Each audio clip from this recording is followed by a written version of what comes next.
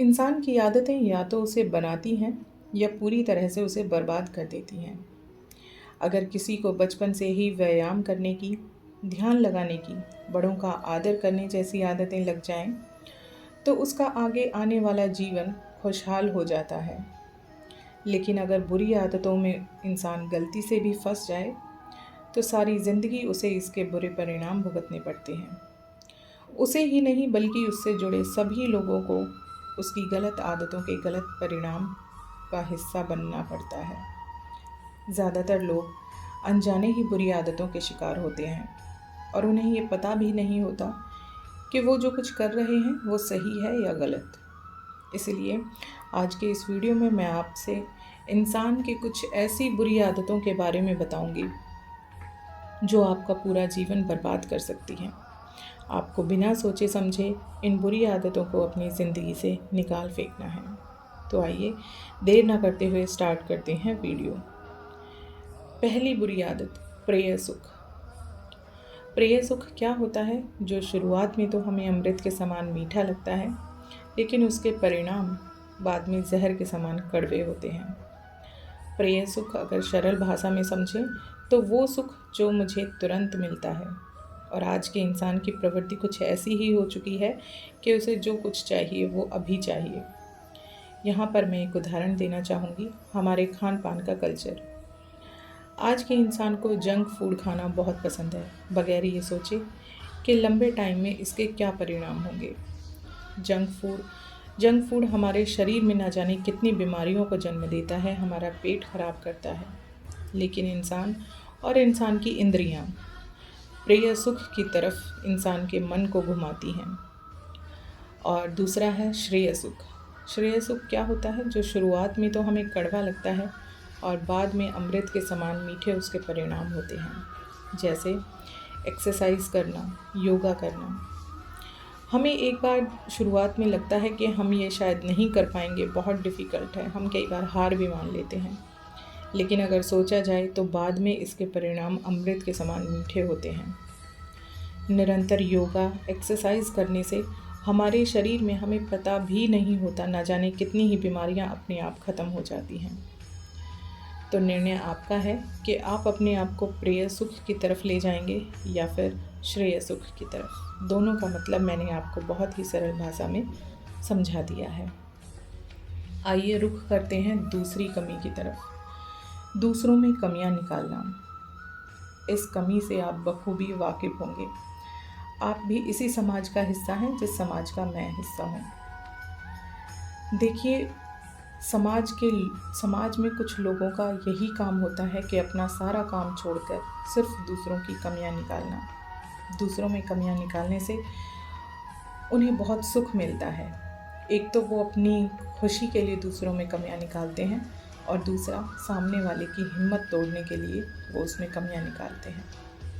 अगर आप में भी ये कमी है तो मेरी आपसे एक गुजारिश है कि अपनी इस कमी को अपनी ज़िंदगी से निकाल फेंकिए। अगर आप अपनी ज़िंदगी में खुशहाली चाहते हैं और अगर कोई आप में कमियां निकालता है तो उसकी तरफ ध्यान ना देकर अपनी मंजिल की ओर बढ़ते रहिए। कबीरदास जी ने भी कहा है कि बुरा जो देखन में चला, बुरा न मिलिया कोई, जो मन देखा आपना तो मुझसे बुरा न कोई। कबीरदास जी कहते हैं कि मैं दूसरों में बहुत कमियां निकालता था, लेकिन जब एक दिन मैंने बैठकर अपने आप को समझा, अपने मन को समझा, अपने मन के अंदर झांक कर देखा, तो मुझे ये पता चला कि जितनी कमियां मैं दूसरों में निकालता था उससे कहीं ज़्यादा कमियां तो मुझ में खुद में हैं।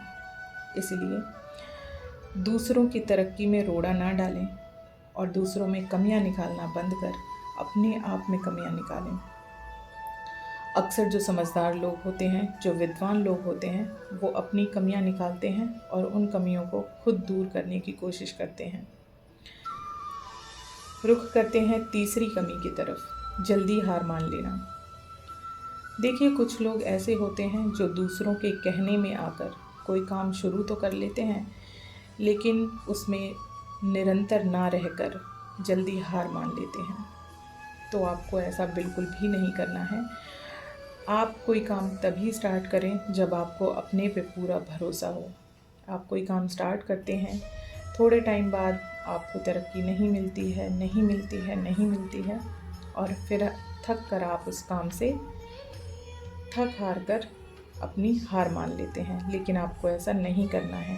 अपनी हिम्मत को नहीं टूटने देना है, अपने आप को मजबूत रखना है। अगर आप यूं ही बार बार हार मानते रहे तो मेरा दावा है कि आप ज़िंदगी में कुछ भी हासिल नहीं कर पाएंगे।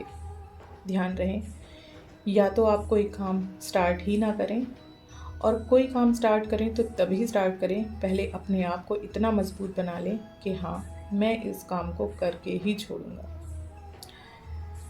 अब बात करते हैं चौथी कमी के बारे में, अपने रहस्य दूसरों को बताना। चाणक्य ने अपनी चाणक्य नीति में इस बात को बहुत बड़े शब्दों में उजागर किया है। कई बार क्या होता है कि हम इमोशनल होकर या अपने किसी संबंधी को अपना बहुत खास समझकर हम अपने सारे रहस्य उसको बता देते हैं, लेकिन जब एक दिन वही हमारा अपना हमारे खिलाफ खड़ा हो जाता है तो वहाँ हमारे लिए बहुत बड़ी समस्या पैदा हो जाती है। तो इसलिए मेरी आपसे एक गुजारिश है कि अपने रहस्य अपनों तक रखें, कभी किसी दूसरे को ना बताएं। लेकिन फिर भी आपको लगता है कि आप कुछ किसी से बात करना चाहते हैं, तो मैं आपको यहाँ पर एक सलाह देना चाहूँगी कि आप ऐसी डायरी बना लें, ऐसी सीक्रेट डायरी अपने पास रखें। अगर आप कुछ बात करना चाहते हैं, कुछ ऐसी बात जो आप दूसरों से नहीं करना चाहते, तो वो बातें आप अपनी उस डायरी में रखिए। देखिए, यहाँ पर एक उदाहरण याद आता है रावण का। रावण ने अपनी मृत्यु का राज अपने भाई को बताया। उसे लगा कि मेरा भाई है, मुझे क्या नुकसान हो सकता है इससे। लेकिन जब एक दिन विभीषण रावण के खिलाफ खड़ा हुआ और राम जी के साथ जाकर मिला, तो विभीषण ने उसकी मृत्यु का राज भगवान श्री राम को बताया, और अपनी इसी कमी के कारण रावण को मृत्यु का सामना करना पड़ा। तो ये कुछ ऐसी कमियां थी कि ये कमी अगर हमारे जीवन में आ जाए तो हमारी ज़िंदगी को बर्बाद कर सकती है। मेरी आपसे रिक्वेस्ट है, अगर ये कमियां आप में हैं तो आज से ही नहीं बल्कि अभी से इन कमियों को अपनी ज़िंदगी से निकाल फेंकिए। अगर आप अपने लिए और अपने परिवार के लिए खुशहाल ज़िंदगी चाहते हैं, अपनी सलामती और दूसरों की सलामती चाहते हैं। आज की वीडियो में बस इतना ही। आगे की ऐसी ही खूबसूरत बातों के लिए, ऐसी ही प्रेरणादायक वीडियोस के लिए मिलते हैं अपने आने वाले आगे वीडियो में। तब तक के लिए राधे राधे, हरे कृष्णा।